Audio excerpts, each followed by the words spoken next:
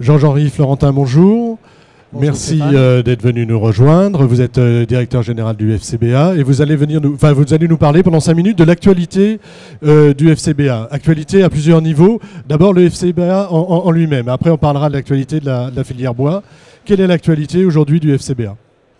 Alors Stéphane, excusez-moi, je vais faire l'inverse. Vous allez faire l'inverse, alors on y va. Je vais parler de l'actualité de la filière, puisque en fait FCBA est l'outil technique d'une filière, donc en soi il n'est que l'apport technique, d'expertise, d'innovation à ces professions. Et à ce titre-là, donc à l'automne 2013, nouveau bâtiment, des éléments très très porteurs pour notre filière, puisque le président de la République a annoncé il y a moins d'un mois que notre filière devenait une filière stratégique. Et derrière, il y a notre présence à la CNI et il y a des plans industriels qui sont lancés, des projets. Vous savez sans doute que l'un d'entre eux est piloté par Franck Matisse, un industriel de l'Est de la France, du Lamé-les-Collets, et qui, avec son collègue Dominique Weber dans le domaine de l'ameublement, va travailler à un projet industriel qui comportera des bâtiments de grande hauteur et qui travaillera sur les espaces de vie. En plus, il y a une loi qui se prépare au niveau du ministère de l'Agriculture et les deux ministres, M. Le Foll et M. Montebourg, ont décidé de travailler ensemble. Enfin, nos professions sont complètement unies puisque FBIE et France Bois Forêt, FBIE, France Bois Industrie Entreprise et France Bois Forêt travaillent ensemble. Donc une actualité riche et nous-mêmes ne sommes qu'un outil de cette actualité de filière. D'accord, donc quand même de très bonnes nouvelles pour la filière bois. Qu'est-ce que vous attendez en fait de ces mesures prises par le gouvernement? Alors, il y a un élément de reconnaissance, puisque jusqu'ici, le bois c'est quand même une filière qui représente 40 milliards d'euros, qui représente de l'ordre de 400 000 emplois, c'est-à-dire presque autant que l'automobile, et jusqu'ici, elle n'était pas reconnue. Et derrière, il y a tout un effort dans lequel s'inscrivent des ministères comme le ministère du Logement.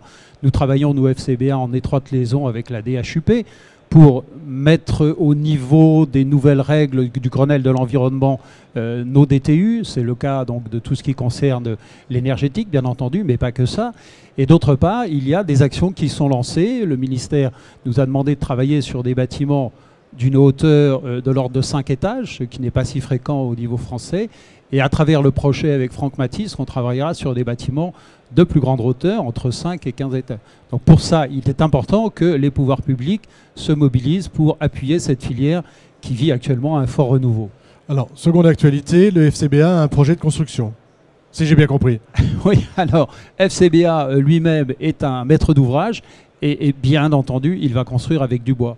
Donc nous avons lancé un projet, et ceux qui connaissent bien notre site de l'avenue de Saint-Mandé, où nous sommes historiquement depuis 60 ans, ont sans doute entendu dire que nous allons aller un peu plus vers le soleil levant. Donc nous nous installons à l'est de Paris, à Marne-la-Vallée, sur la cité Descartes. Et vous savez qu'il y a là un cluster habitat et ville durable, et que c'est là que va bouger tout ce qui est habitat, tout ce qui est ville, tout ce qui est construction dans les prochaines années.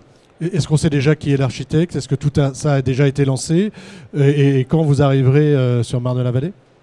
Alors, tout est lancé. Donc, nous avons un contrat de promotion immobilière qui a été signé avec l'entreprise Léon Gross, notre architecte, Monsieur Canac, Michel Canac. Et nous travaillons en particulier, j'ai cité tout à l'heure Franck Matisse, toute la partie construction bois est réalisée par l'entreprise Matisse. Alors, tout ce qui est sous-sol, tout ce qui est rez-de-chaussée, les éléments en béton sont déjà coulés, on est au plancher haut du rez-de-chaussée, et nous allons maintenant lancer les élévations sur 4 niveaux, en Lamé-les-Collets, avec du bois. Ça va démarrer à la fin de ce mois, et nous devrions être sur le site aux alentours d'octobre 2014, donc dans moins d'un an, nous aurons quitté notre site historique, et nous serons dans un bâtiment complètement rénové, avec des laboratoires flambant neufs, pour le développement de notre filière. D'accord, c'est parfait. Une petite conclusion. En 30 secondes, s'il vous plaît. Alors, écoutez, la conclusion, je dirais, ceux qui sont intéressés par le bois, venez nous voir sur notre site. Nous avons un site non loin d'ici, Solutions Bois, avec tous nos collègues. C'est le cas du CNDB, c'est le cas d'un certain nombre de professionnels. On y montre une fenêtre innovante. On y montre des éléments de solutions bois qui sont accessibles sur un site avec le Codifab, et ils trouveront toutes les réponses à leurs questions. Merci beaucoup, Monsieur Florentin. Alors, je rappelle que nous verrons la fenêtre innovante cet après-midi ici. Avec plaisir. À bientôt. Merci beaucoup.